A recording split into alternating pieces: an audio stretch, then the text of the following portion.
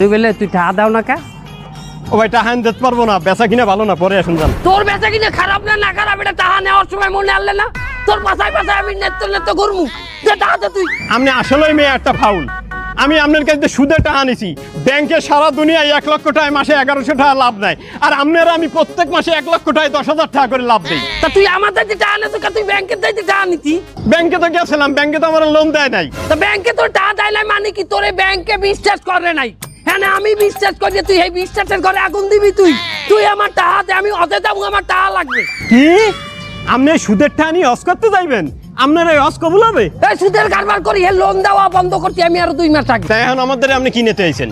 এবারে তোর দ্বারা দিয়ে আমি 2 মাস আগে টাকা দিছি, এইটা আমি কালেকশন করতে দিই। আপনার নাম যেরম জালেম তালুকদার, আপনি মানুষের লাগে করেন হেরম জুলুম। দেখ রুবেল, তুই আমার মুখ ছুটাইস না। আমি কিন্তু হজে যাবো, আমি তোর গালাগালি দিতে চাই না। তুই আমার তাই এখনই দিবি। শোনো জালেম তালুকদার, তুমি আমার লাগে যে ব্যবহার দান করলা না, আল্লাহ তোমার বিচার করবে। তুই যাবি আইন্দা যাবি, চল। ছেড়ে দে নৌকায় আমি যাব মদিনা, অতীতের কথাগুলো অতীতের স্মৃতিগুলো মনে মনে রাইখো, আমি তো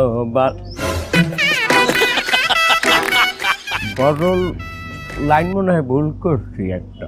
আসসালামু আলাইকুম স্যার। ওয়ালাইকুম আসসালাম। তুমি আমার এলাকা পর্যন্ত চলে আসছো?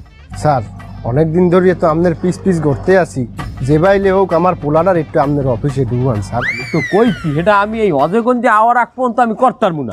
আরে হজে যাওয়ার আগে ঘুষের কাজ করলে তো হজ হইবে না।